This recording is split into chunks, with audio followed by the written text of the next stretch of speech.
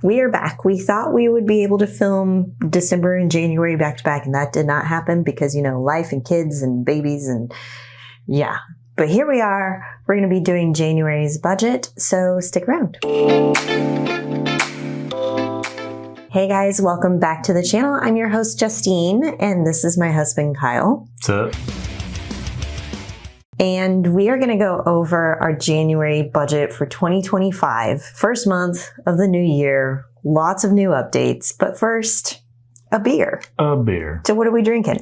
I was missing California, and I saw this one on the shelf, and it reminded me of San Diego. We used to go to this brewery called Belching Beaver, and I don't know what other beers they make, but the only one that everyone knows about is their peanut butter porter.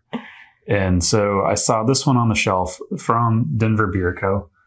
So not Belching Beaver. So not Belching Beaver, because that was in San Diego. Right. But this is the memory beer, and it's a peanut butter graham cracker porter. So, and I was like, that's it. Like, these are the kind of beers where you have one, and that's it. You're not going to be playing beer pong with these things. And so, anyways, I pre-poured them into glasses because, we got to get other stuff done today. So, and it's the last one. Cheers. Cheers.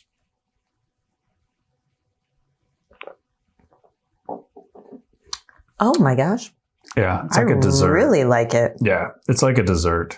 All beer is technically. Let's let's not lie. But this one is very sweet and it's a little thick and kind of like how I like my life. Sweet and a little thick. I would never describe my body type as a little thick. No, not even close. But I was stretching for a joke and it didn't work. But you tried. I tried. What happened in January? Oh my gosh, we finally had our baby. Yeah. And by we, I mean me. Because let's be honest, I did all that. Yeah. All that hard work. Yep, I did. I rubbed her back and held her hand. Oh, I didn't even do that. Okay, well, my best friend Lauren watched, and she was amazed by the miracle of birth. Let's just say that. We kind of talked about it last Beers and Budgeting episode. It was an amazing birth. I do plan on making some sort of video talking about her birth story, the birth experience, because I think that's important. And we got the bill. This is a financial channel. We got that hospital bill. We did. Should we share that? No, I'll save it for the video. Okay. They don't care here. I think they do. I think they do because we're going to have to somehow pay for that out of pocket, which is with our health savings account, but more on that later. I think that should be a separate video about hospital bills and how much you pay to give birth in a US-based hospital. But we'll get into our January budget first. Let's do it. And with every new budget, every new yearly budget, I should say, I start a completely new spreadsheet file. So I don't have months and years in one file. This is a new spreadsheet file. This is the super budget template that I am showing in this window. You can also use the simple template, which is here. The simple template is part of the free budget toolkit. You can go to debtfreemillennials.com/toolkit to get this particular template. If you want the super one, which is what I'm using here for January, that is a paid template that is for sale using the link below. So super budget template. What I like about this one is just got more bells and whistles and more charting, more reporting. So if you're wanting an upgrade on your budget template, then this is the one to use. So let's talk about, we always kind of do a summary. And we can go through give me the bluff, the notes. So we plan on a $13,000 income. I did bump that up from like the previous 2-3 years where we were budgeting for an $11,000 month. I'm like, realistically, we haven't really had that month in a long time. So I did bump it up. Okay. We brought in over 15K, just under 16. Mm-hmm. How? So I have been paying myself now an owner's draw from my business. That's nice. That's nice. That feels. Cheers to that. That feels. I had a really great year in business last year. So this year, I don't know, and I'm not trying to put pressure on myself for that because I'm on maternity leave. It's a baby year. It's a baby year. So we have quite a bit of money left over. $5,686? Mm-hmm. Yeah. So we need to kind of figure out what we're doing with that. One of the reasons why we kind of kept things the way they are is because we had a baby. We didn't know what kind of expenses were needed. Was she going to be healthy? All that stuff. Yeah. So I did say at the beginning of the month, have a baby, and then at the end of the month, survive the first month of having a baby. So, which we did. We did. Remarkably well. I should say you did remarkably well. I helped out for like a week, and then you were like, I got this. And I was like, okay. Okay. Explain to the kids, what do you mean by that? It's the whole middle of the night breastfeeding versus bottle, cage match that, people seem to have online. And just getting the baby used to things and all that stuff. This baby was almost twice the size as our first baby. No, I'm exaggerating just a little bit. And that made things so much easier because this one really has only been getting up 2 times during the night since day 2. Yeah. I would even call it like once in the middle of the night. Yeah. And so it's really fairly convenient. So what we've been doing is Justine gets up with the newborn, and then I get up with the older kid. So Justine can go back to sleep, and then I get up and get her ready, take her to school and all that stuff. So It's been a good trade-off, and it works for us. And really, as a parents, like that should be the rule that trumps all other rules, is whatever works for you is what's right. So the rest of you can take it and shove it if you have any other opinion. Okay.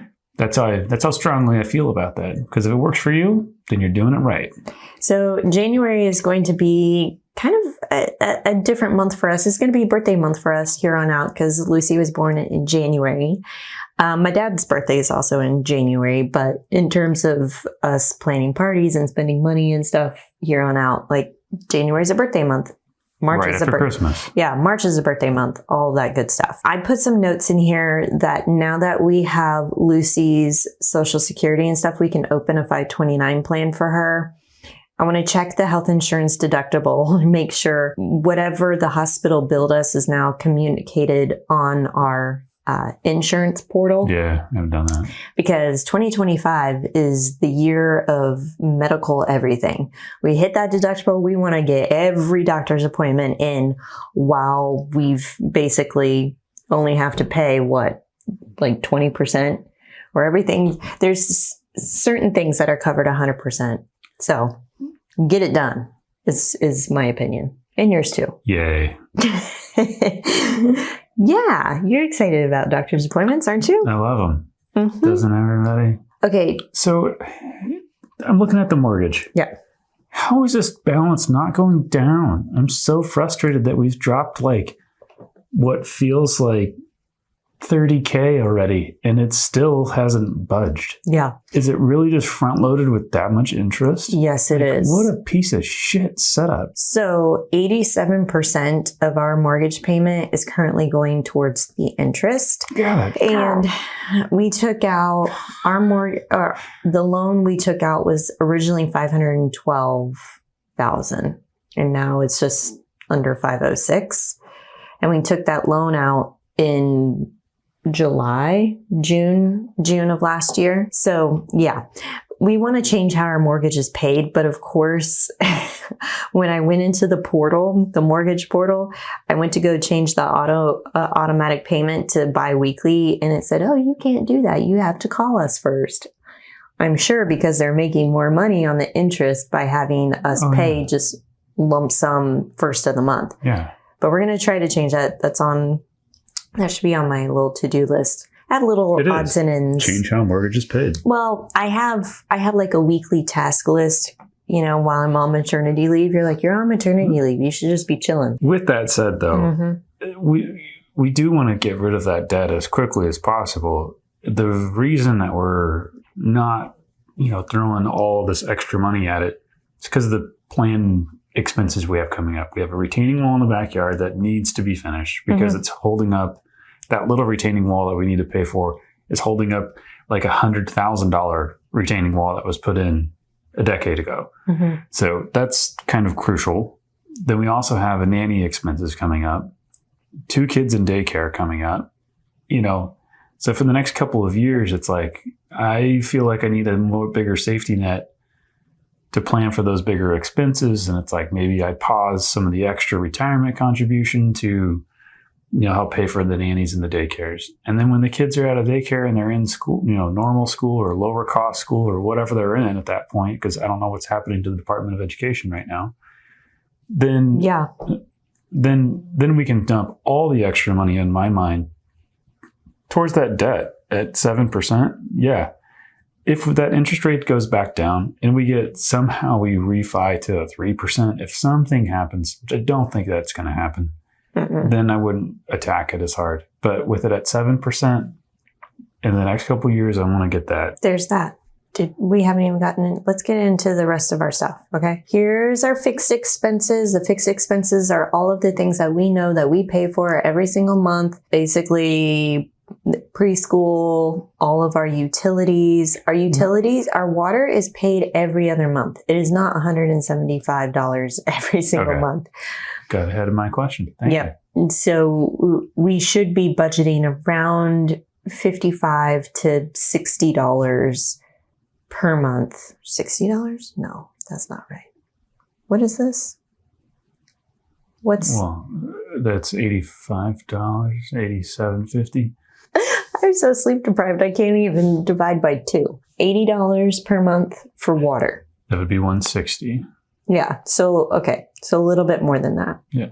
So we need to be budgeting for that, half of that every single month, essentially. Okay. All of our different insurances. We paid our CPA this month, technically, to do our taxes, which that's on my to-do list, is get all the tax stocks over to him. I'm starting to get emails. I think a lot of things are due February 1st or February sometime. Yeah, mid-February, a lot of the investment companies roll out their 1099 div forms, the interest forms, the INT forms. So we've got all that. Our home improvement and repairs, like the Home Depot's trips, things like that. Spent $330 in January for that. And then we've been creating a sinking fund. So we've got $800 for home improvement and repairs. Let's go down to fun. We actually did really good on restaurants, $350 on restaurants. We didn't go out a lot because people were bringing us casseroles with newborn Fays, and that was really nice. So nice. Yeah. My best friend Lauren made us a ton of meals. Your mom made us a ton of meals. It was, my parents came over and cooked for us. It's just so nice, and did Costco runs for us. So that's really, really helpful. If you are ever wondering what to give a family with a newborn, food is an easy food. Yeah, but not a DoorDash gift card. Make a casserole, something simple, tuna noodle casserole, I don't care, and just take it over there. Because the problem is with DoorDash and being in the newborn phase, when you finally realize that you're hungry at that moment. And then with DoorDash, you're like, that'll be easy. No, because then you have to pick a place, and then you have to pick something off the menu, and then you have to wait for it to be delivered, and then it's been an hour. And at that point, everyone's hangry, including the kid or kids or whoever and stuff. So if you can, if it's geographically, that's somewhat difficult, right? Yeah. If you're 1,000 miles away from your friends, yes, give them a DoorDash gift card. We will take that too. But if you're 1,000 feet from your friends, make a meal, take it over. They'll love you for it. It's a huge deal. Yeah, it really is. Shopping was $700, but we will we should go down here to because we bought a whole bunch of stuff off of Amazon and different little things for the house. So we got like the humidifiers because it's been so dry here. We got a space heater. We got basement lights. Oh man, I'm loving everything on this list right now. We got Roku speakers. Okay. So it was a lot of things for the house that we were like, oh yeah, we wanted to switch that out. So I didn't put like basement lights in home improvement repairs, although I guess it is an improvement. Should. Yeah. So what about all the things I bought for the gym? Like, does that go in home improvement or gym Roku? If it was, like a bottle of wood to build the stuff. Oh yeah. If it was a Home Depot thing, then it was just automatically categorized as home improvement. Okay. Like all of these. Boop, boop, boop, boop, boop, boop. Except for this. Why is $500 home upgrade? Home upgrades for $522. Is that the toilets? Oh, that is the toilets. We bought new toilets. Our old toilets were like the size of a Solo cup and about the same height off the ground. So it's about like being in Thailand. The ultimate squatty potty. No, it wasn't that bad. But yeah, they were old. Yeah. So I'm curious what this is going to do for our water bill. Yeah, because the new ones we got are these high efficiency, low water flush things that are nice. They are nice. And, you go from being in college, thinking about lots of different things to then having an opinion about toilets. Oh, yeah. And it's weird how life changes. It's super millennial. Yeah. Yeah. I mean, it's fantastic. You do.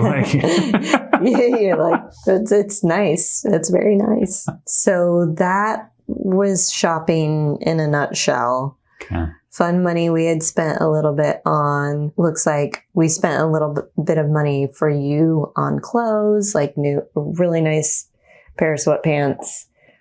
And a pullover. I feel like there was something else that we got for you. Shoes. Yep. Tennis shoes. So all of that. So isn't that beautiful? I am that cheap. I got sweatpants, a nice quarter zip, and a pair of shoes for $122. I mean, I'm super high maintenance, y'all. No, they were nice. Like the sweatpants and the pullover were from Abercrombie, but you just shop the sales. Shop the sales, guys. So Quinn money, Lucy money. We have pots for both of them. I think I bought Quinn some new clothes, some sweatpants and stuff because it's just so cold. Oh, something that we did not tell everybody was we hired a cleaning service. And so now February was the third time that they've come through. So now we're budgeting about $300 per month for a once a month. It's so worth it. I was always one of those people that grew up with like, oh, we cleaned the house. That was part of the chores. It was part of all that stuff. Yep. And I was like, there's no reason to hire cleaners. Yes, there is. Like with 2 kids and it's just her and I and, working full time, I don't have time to clean everything all the time. Yeah. And it's just so nice and convenient getting my time back, getting the evening back with the kids and the wife and getting weekends back to go do things. And yeah. I talked about this on Instagram because I was curious to see how many people actually hire a cleaning service versus doing it themselves. I was amazed. Half of the people had responded that they hired a cleaning service. Wow. And I didn't realize how many people actually outsource that because like you, I grew up in a household where we're cleaning. Mom's literally vacuuming my bedroom at 8 a.m. on a Saturday morning while I'm still in bed sleeping. And then getting us up and making us clean our bathroom. It teaches as the girls get older, they will be forced to clean the house. Yeah. It teaches you good work ethic and to organize and keep your stuff tidy. I think I learned that lesson, especially my first year in college. It's like, oh, wow. Yeah. Yeah. When you start to live with other people, it's like, yeah. Okay. My laundry kind of stinks. Maybe I should do it. Or just like, I don't want your stuff around my stuff. So you start picking up your things. You're still like that. I am. We keep our laundry separated. He does his laundry. I do my laundry. It's mostly because it's the long hair.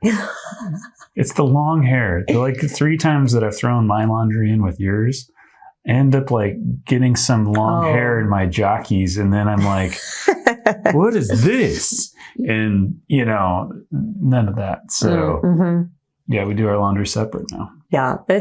When it's cleaning day, we're like, ooh, cleaning day.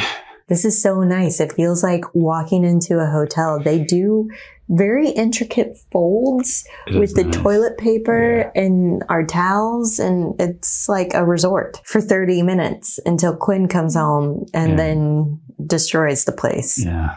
But in those 30 minutes, I'm telling you, $300, totally worth it. Let me tell you. Okay. So that's our spiel on cleaning stuff. Let's go over future and savings and things like that. Okay. Because we spent money on home upgrades, $1,800 in home upgrades. Let me go down here and take a look at exactly what we did. Oh, yeah. Okay, so you bought an office chair. Oh, yeah. Yeah. We bought the toilets. And then this line item here is what we actually saved. Okay. So I think I need a different system on how we're saving for things while using a sinking fund, like reflecting how a sinking fund is used inside of this template, because we spent $847. So what I could do, we set aside $1,000, we spent $847. We had $152 left over. Right. That's how that worked. Still saving for the car fund. We've got about $2,500 in that. Vacation fund is sitting at about $4,700. Quinn's college fund is almost $12,000, guys. And she's not even 4 years old. So. What? And then we talked about doing, I said baby number 2. Now you guys get to know her name. Lou's college fund will be started. That should be on my little weekly admin thing. Things I do while she naps, while she sleeps. That's that list. Yeah. Okay. Some people were talking about wanting to know more about our investments and whatnot.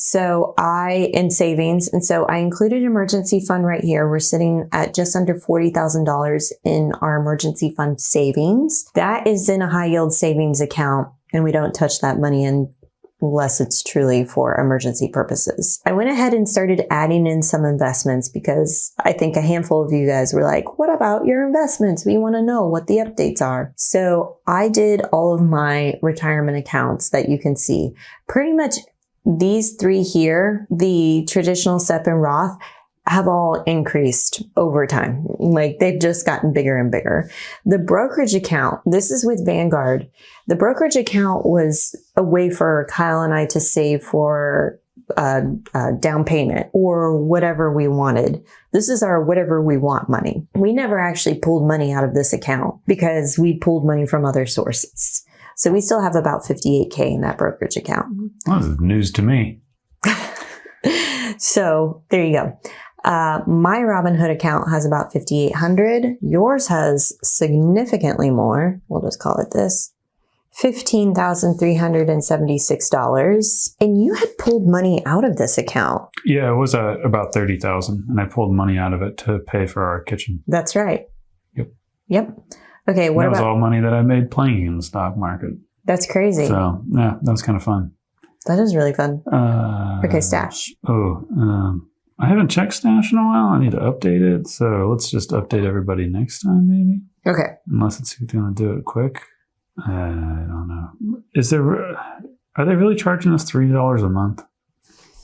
Is that a real thing? I need to look into that because if they are, then I kind of want to get rid of it because I don't have enough money in there to offset a $3 a month balance, $36 a year. That's taking away a large percentage of the gains.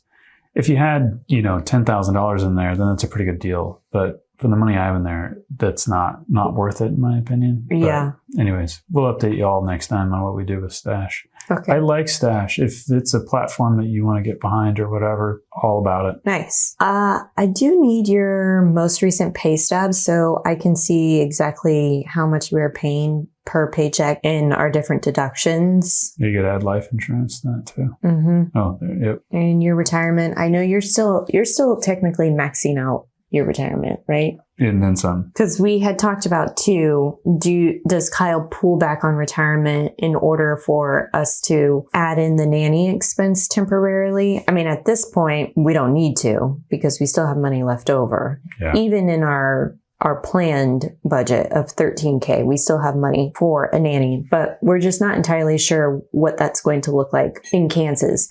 In San Diego, we knew what that amount was, but maybe it's different here. I'm not really sure. Okay, Stash, really doesn't have a whole lot of money in it. It's play money. It's just under $2,000. Okay, so this isn't our entire investment portfolio, right? Like Kyle still has his 401k. Still have TSP from the previous job. Mm-hmm. There's still a Charles Schwab account. There's still... Oh yeah, Charles Schwab. I totally forgot about that. I know. We sound pretty stupid. No, we're not. Yeah, we do. We do. We're like, oh yeah, I forgot about that other account. It's got a couple $1,000 in it. No. Everything food prices and crap right now are going nuts. We sound like we're just... Everything all of our investments are accounted for in Projection Lab. Projection Lab is a financial planning simulator tool that you can use. It's a cool tool. And it basically is a net worth tracker. It's a financial planning tracker to see how much your net worth is going to be once you retire. If you want to retire early, you can plan for that using that tool.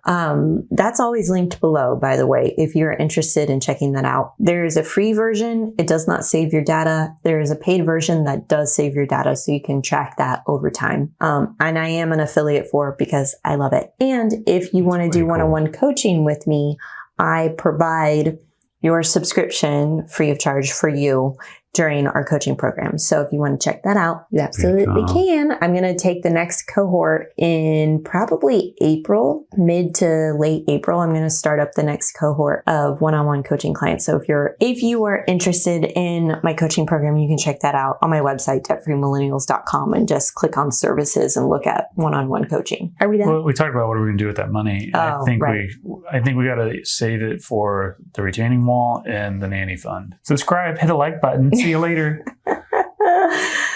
That is January. Happy to be here. Happy to not be pregnant. Did I mention that in the last episode? Yeah. I'm so happy that I'm not pregnant anymore. Me too. So I can do things like this and do things like this, and it doesn't hurt. You mean walk across the house? Walking at a brisk pace. Anything, really. Bending over. Squatting. Bend over. Okay, y'all. We hope you have a wonderful day, night, weekend, whenever you're watching this. And yes, do all those things that he mentioned, and we'll see you next month. See it. Bye. Fantastico. Super duper, yo.